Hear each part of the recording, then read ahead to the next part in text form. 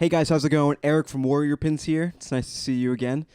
I just got out of a screening for Mutant Mayhem, and oh my goodness, it was incredible. Now I'm going to say from this point on, we're just going to keep the camera rolling. We're going to talk about everything in the movie. If you haven't seen the movie yet, don't watch this video. We're going to spoil it. We're going to talk about it as much as I can remember, as much as I can. I still feel like I'm processing this whole cinematic adventure. So let's just get into it. What an incredible film. From start to finish, I thought it was such a good movie. Oh my goodness. The pacing was there. It never felt like there was a dull moment in this movie. The action was just incredible. You know, the characters were also, I thought the characters were fantastic. So it opens up with TCRI, a bunch of bad guys trying to find Baxter, the mutant that he's created, which is Superfly, and any the mutagen that he used to create Superfly. And I'm not gonna go through the movie plot by plot, line by line, whatever. But it just started like fast paced. It was the excitement was there, like, and I think props goes to Trent Reznor and Atticus Ross for making an incredible score. So I'm filming this Saturday, July 29th. Yeah, July 29th, okay? The soundtrack came out yesterday. It started streaming all over platforms yesterday. And I listened to it all day. And maybe I'll do a separate video where we'll break down each track. I like to think that I have a kind of a fun, cool, significant, extensive, that's the word, music background. So I feel like I can kind of review music properly to a degree and not just say, yeah, this is cool. Like break down why it's cool. Like all the synths. Like they used a lot of synths, and the whole soundtrack just kind of sounded like a modern day Stranger Things. I just kept thinking Stranger Things, the way that they were using like these really cool synths to create a vibe. Sometimes it would, float around with like a cool piano, acoustic piano. And then other times it was just full on electronic, full pace. And the soundtrack was great. So I got to say, the soundtrack made this movie way, way better. It was a great movie. But just the approach that they took to it just felt like a different Ninja Turtle film. It felt like we were getting a fresh, just brand new start. Take everything that we knew about the Turtles and just throw it away. And just kind of start from scratch. They started with like a blank canvas. This is just it feels so refreshing. Being a Turtle fan, obviously, for the past 30 plus years, like it's cool. The concept works in all these different versions and stuff like that. But me personally, I always like seeing a new version of the Turtles. I remember on the Turtle YouTube channel, or maybe this was like the Nickelodeon YouTube channel. I don't remember. This was a couple summers ago. They did some like TMNT shorts, and then they did the team up shorts, and the styles for all of it was just so different. One of them, they were all robots. It was set in the future. It's just really cool. I love seeing different, crazy, wacky versions of the Turtles. Because if you want like the old stuff, just go watch the old stuff. I know a lot of people who are upset about Mutant Mayhem because of the design choices, and it didn't look like the 1990 films and stuff. Just go watch those movies again. I personally welcome change. The title for the IDW arc, I think the first arc is called "Change is Constant," and that's something that I live my life by. Change is happening, and you have to learn to adapt to change. And man, the movie was super refreshing. But Baxter was in it in the beginning, and that was just really cool, just seeing his character. Giancarlo Esposito, I think I said his name right. I think I didn't butcher it. Did a great job. And I just thought it was a really cool character, and the scenes that they showed and stuff like that. I like that they ended up going this way. Also, if you didn't know, so because of San Diego Comic-Con and stuff like that, there's been a bunch of interviews that have been released, and I'm pretty sure some were recorded before the SAG strike. The stuff for Comic-Con obviously was happening during the strike. But the director, Jeff Rowe, mentioned that originally Superfly was supposed to be Baxter Stockman mutated.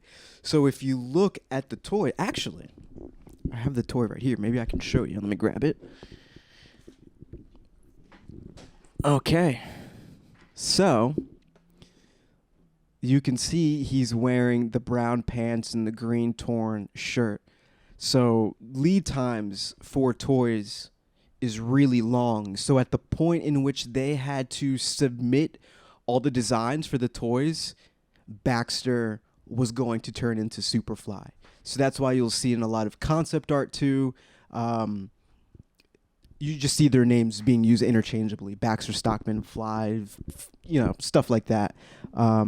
It looks like they attempted to fix it on the back of the packaging because he does not have his clothes, and you don't see the clothes at all in the movie theaters or in the movies. But so I thought that was kind of like an interesting little tidbit, how the movie grew and evolved. And I guzzle down every interview that I see from either the cast members or Jeff himself, just because I love learning all those like little anecdotes and stuff like that. But yeah, I thought it worked well, and I think it'll open itself up to more possibilities. Like, I think, oh gosh, I still might be like in a high from this movie, I think. And remember, I'm talking spoilers, so click away. Don't get mad at me. I gave you warning at the beginning. I'm giving you another warning right now. I don't think that Baxter dies. I'm going to say it. They don't confirm it. They take his body. I think Cynthia Utram or Utram. I'm not exactly sure how they pronounce it in the movie. I think it was Utram. Emphasis on the But they take his body away. These are crazy alien-backed, well, not confirmed, but pretty future. They got the technology, is what I'm trying to say, to be able to bring back Baxter Stockman for a possible sequel. Well, the eventual sequel, because a sequel has been announced along with 2 seasons and a TV show that will be streaming on Paramount Plus. No timetable yet, but super exciting. The 2 seasons of the show will bridge the events between what happened at the end of this movie, Mutant Mayhem, and the beginning of the sequel. So it'll be really interesting to see the direction that they go, especially given the post-credit scene and what they revealed. And this is your last warning to click away. 3, 2, 1, Shredder. We're getting Shredder. They tease Shredder at the end of the movie. And he looked sick. Sick. Can you imagine what they can do with Shredder in this animation style? Incredible. I hope oh man. So yeah, when I saw that, I was just like, holy cow. How are they going to do this? Are they going to introduce him in the TV series? Because, like, if you guys don't know, I also have, like, a background in marketing. I have, with Warrior Pins, obviously you need a market in order to get these pins out and stuff like that. So I always kind of look at that kind of stuff for, like, everything in life. I always think about marketing for, like, toothpaste or this floor mat that I have. And things like that. But I'm like, so how are they going to do Shredder? Are they going to keep him for the movie so that it's a draw? But we already know we're going to be getting a Shredder, so maybe he'll be part of they'll allude to him a bunch, I'm sure, in the first 2 seasons, and probably introduce some other characters. There's this one poster that was exclusively, like, handed out at Comic-Con. I don't know if it was like the H Hall panel that they did, or if it was at the TMNT booth, but it's the Turtles on pizza boxes. I'll just put it on the screen right now. You can see up by the water tower, that shadow looks like Karai.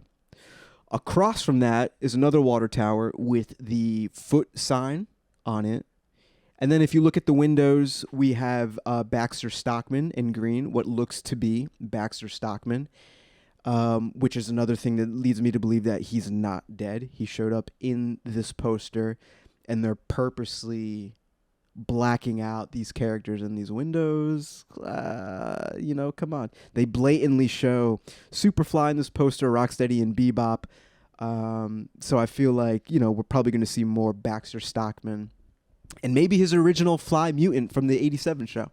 Who knows? But they also show what appears to be Shredder, an old school looking foot soldier from the cartoon show with the long heads, and it looks like Casey Jones. So I'm pretty sure it's safe to say we can expect all of those characters to show up along with Krang. I'm calling it now. Cynthia Utram is a Krang. Obviously, the last name Utram. She's got to be. Now, whether it's like Krang is the name of one of these Utrams, or their species is named Krang, we don't know yet. But there has been some key art. There has been some art that shows like two red belts like on Cynthia's waist, which lead me to believe that, she's Utram or Krang. We'll see. Hopefully we find out in season 2. But there's so much material to work with. But yeah, so speculating. We're getting off track. I want to get back into the movie. I wrote down a couple notes that I wanted to make, and I'll probably go off on a tangent. So excuse me for the length of this, but thanks for sticking around. Obviously, if you made it this far, you're a huge Turtle fan, and for whatever reason, you're interested in what I have to say about the Turtles. So I appreciate you. Thank you. Yeah, Superfly, dope character. Everything about him I thought was really cool. Loved the design. Ice Cube voicing him, I thought was just, you nailed it with that one. Yeah, and what Superfly wanted to accomplish in killing all the humans and turning all the animals into mutants on Earth. Wild, man.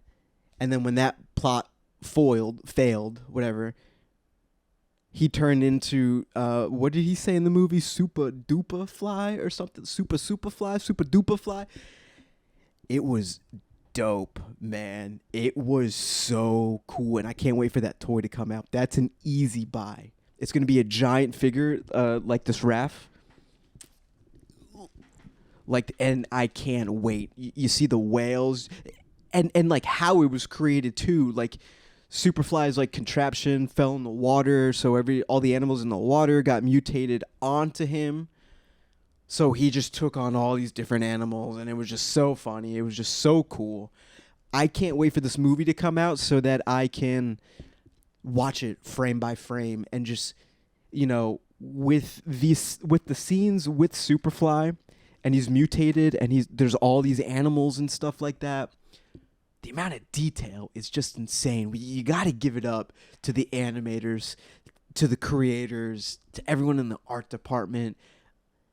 Man, the movie itself looked incredible, and I guess we can segue into that. Just the look of the movie. It's already been said. It's a beautiful movie, and that was apparent based on all the trailers and clips that we've seen. But it's just a different experience when you're in the theaters and you're watching this. It's a thing of beauty. The colors, I'm in love with the colors. Again, there are scenes where Splinter is walking and different color lights are reflected onto him. Those are the scenes I can't wait to watch frame by frame, to see how the animators slowly worked the blue light into Splinter, and just the background and stuff like that. Just, I geek out over that. I can't wait for that art book to come out. That art book is going to be sick. Let me just make sure I'm still recording. Yeah, okay, cool. Yeah, oh man, the animation, just the whole look and vibe of the movie. The animation and the score go hand in hand, and then the soundtrack that they went with was like a very 80s, 90s hip-hop feel, early 90s, I'd say. Whew. They nailed it. They also kept in like classic New York. I mean, obviously it's set in New York, but they make a couple New York references, which I thought was pretty cool. MSG, the Knicks, Dumbo Bridge. I think you see like the Brooklyn Bridge in some of the scenes, uh, and and the other cool thing that I think they used New York to help convey. I don't know if that's the right way to say it, but towards the end of the movie, the turtles look like they're literally going to get their shells crushed. The crunching. Oh my god, when you saw them cracking, just that 1 or 2 seconds of the shells cracking, I went, oh, that was like a verbal, oh god.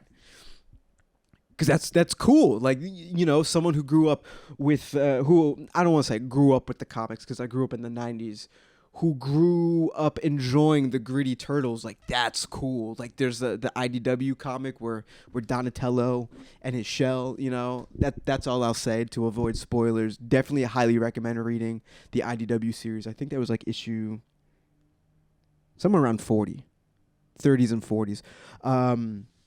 It might have even been 40. But yeah, just that scene.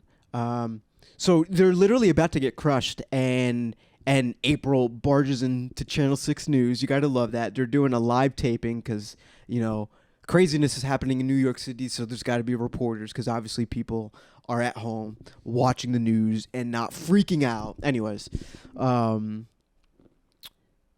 yeah, so April gets her message out saying like the turtles and the mutants are trying to stop this giant monster. Little by little, people are listening. They're turning their ear because just not too long before that, the turtles and all the mutants were painted as the bad guys. And it was pretty cool the way that this was done. It just felt like they weren't going to win. They were looking for acceptance throughout the entire movie. So when they finally they get that acceptance, and they get it through the humans helping out, the New Yorkers helping out, and maybe it's because I live in Jersey, right outside New York City. I know what that New York strong thing is like, where it's just like, yo, we're New Yorkers, we got to stick together, kind of like mentality. Don't give me hate about my accent. But it's that togetherness, that New Yorkers have a togetherness. That's a real thing.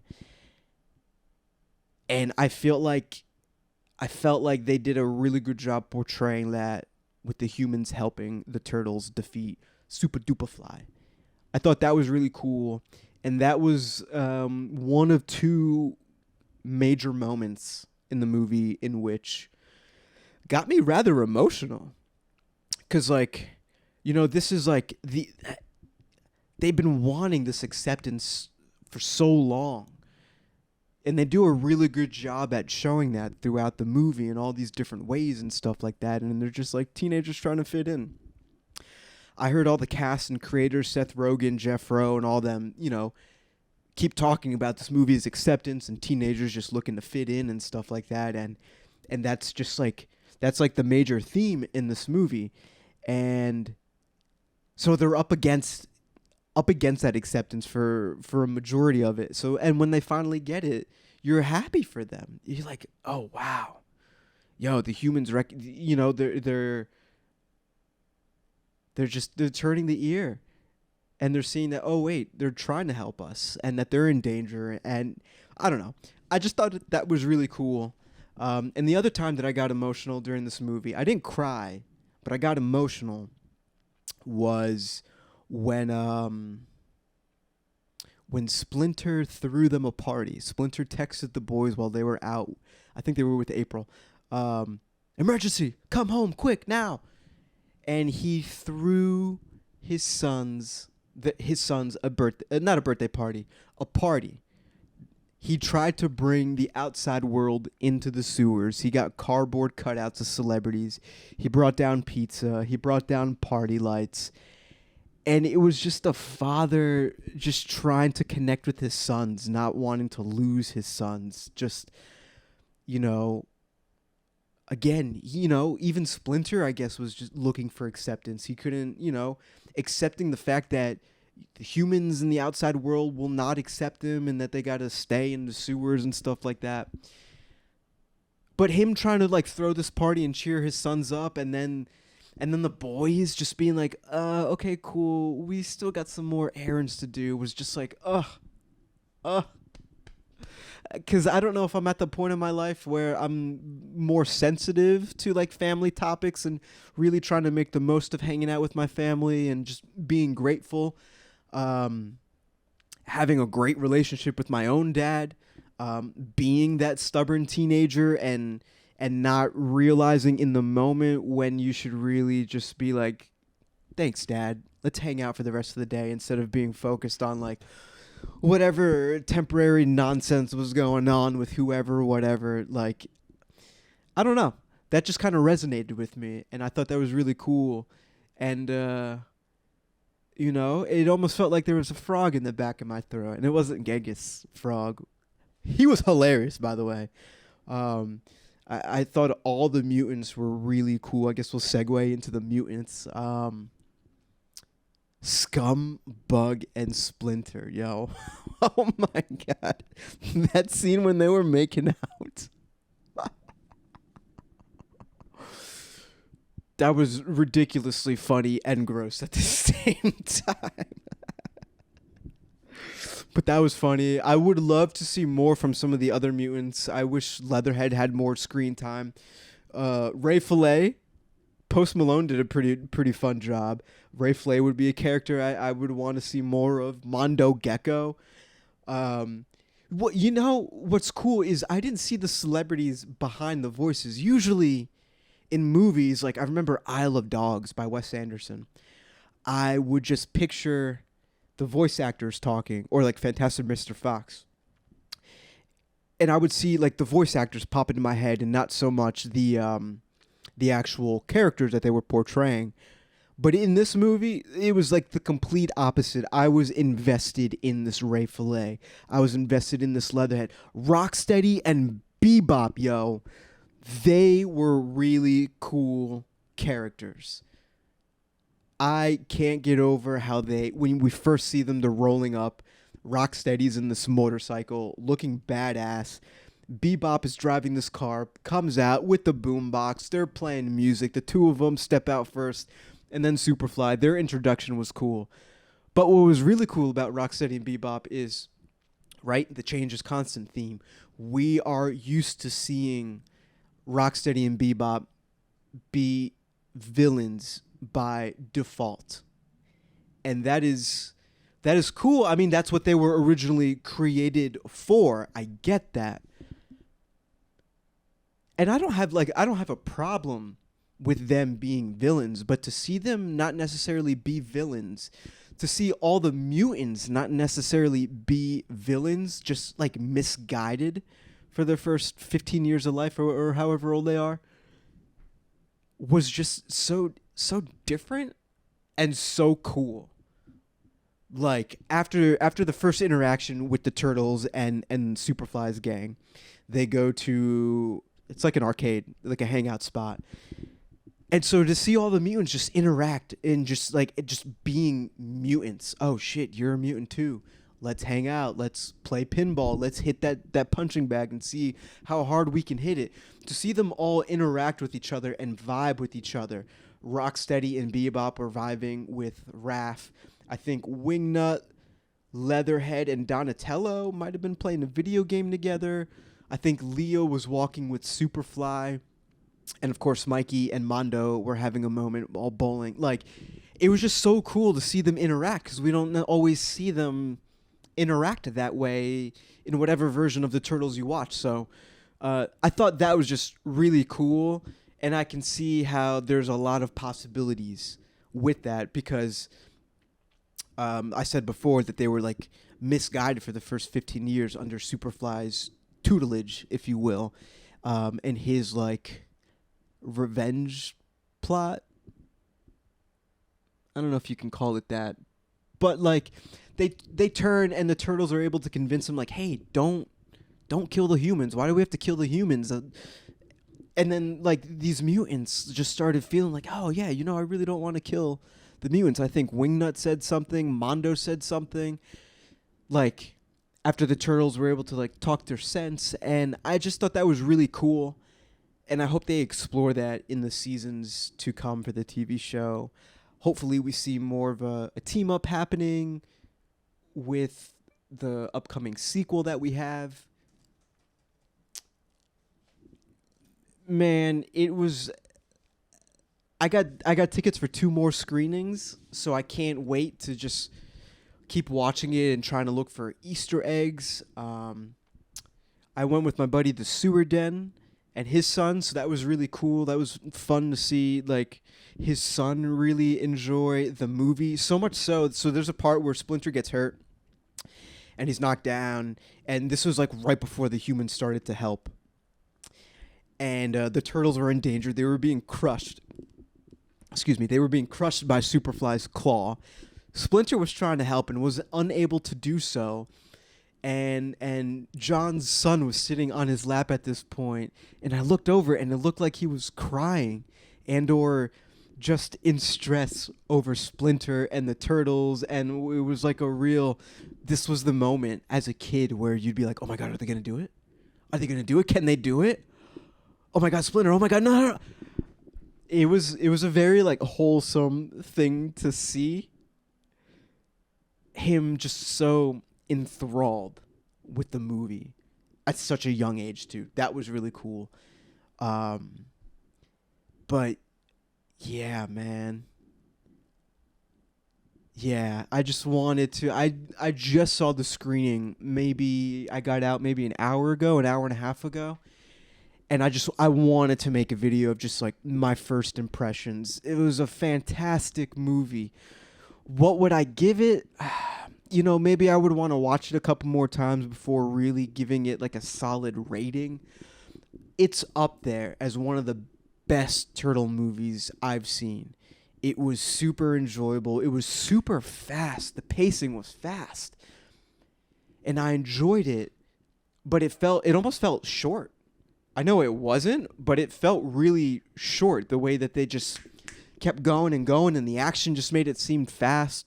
I thought this was going to be a movie where the turtles were going to have to like learn to fight, so I thought we were going to see a lot more of them like failing. I thought we'd see a lot more training montages and stuff like that. But they got their shell together pretty quickly. And so I thought that was pretty cool. I as far as like gripes go, because I'll try to wrap up this video. I don't know if I have any. To be honest with you, I thought April was cool. We saw the Rat King. He wasn't officially referred to as the Rat King, but if you look at the Den of Geek Mutant Mayhem issue that they did, I don't know if it's all Mutant Mayhem or they just got the cover. There's like concept art or art in there, and it includes Rat King, and it's labeled Rat King. We see him in the movie. He's in the movie. He gives the turtles the lead on where to find Superfly and the lowdown on Superfly, actually. But they never refer to him as the Rat King. But he's got the Rat King features, just disgusting looking face with the teeth and like the big ears and kind of like the long face. Almost, and the colors that he's wearing. It's like an orange and like an olive green that are reminiscent of like the original Rat King figure. I don't know if that's what he wore in the original 87 show. But that was really cool. Hopefully we probably will see him. I forgot where I was going with that one. What else was wrong with the movie or what I didn't like? Maybe a couple more screenings and I'll be able to tell you, but I'm just kind of blown away. Like literally as soon as I'm done making this video, I'm going to see if there's any other movie theaters playing it today, because the next screening is not for it's not for 2 days, but like I can't wait. It's such a good film. If you're one of those people who were unsure about the film for one reason or another, whether it was April's design, Donatello's voice, the way that they looked, Seth Rogen being behind it, Seth Rogen being in it. Compartmentalize, man. Put that to the side and try and watch the movie objectively. Try to enjoy it for what it is. Don't compare it to the 1990 movie or the 87 cartoon or the IDW comics. Change is inevitable. We're always going to see the Turtle franchise evolve. It's going to come and go in waves. We're not even at the peak of Mutant Mayhem. We have so much more. But eventually it's going to... And, you know, there's going to be another new version of the Turtles coming in. You know, that's speculating far into the future. So I say that to say, give this movie a shot. Because for what it is and what they did... I thought it was a fantastic film. I give it 5 out of 5 ninja stars if that was an official rating. That I can say confidently. As far as like an actual like number percentage, like a Rotten Tomato kind of thing, easily in the 90s. But what I would want to do is really think about all the other Ninja Turtle movies that came out and properly score them according to my own scale. And then from there, I'll be able to, you know, figure out where Mutant Mayhem lies. But it's near the top. I can tell you that for sure. It's near the top. What a great film. I'm going to be thinking about this for the rest of the day. But, yeah. Those are my first impressions of Teenage Mutant Ninja Turtles Mutant Mayhem. Go see the movie whenever you can, however you can. It's officially out everywhere August 2nd. There are early fan sneak peeks and showings happening, all throughout the weekend. And I'm drawing a blank because I'm trying to do an outro at the same time, and I didn't script it out, so... When I don't script it out and I don't think about it beforehand, I start mumbling and going on and on. And yeah, so there you have it. First impressions, Mutant Mayhem. Go check it out. If you enjoy, definitely engage with it. Let me know what you liked about the movie. Sound off in the comments. I'd love to talk with you down there. And we'll probably make another follow-up video. You know, I'll probably catch some more Easter eggs in the movie and stuff like that. Yeah, that's it. Cowabunga Shellheads, enjoy your screening of the Mutant Mayhem wherever you see it. In theaters, August 2nd. Did not get paid to say that. Paramount, you should put me on the list for your influencers because that would be a lot of fun. Anyways, Cowabunga, peace, bye.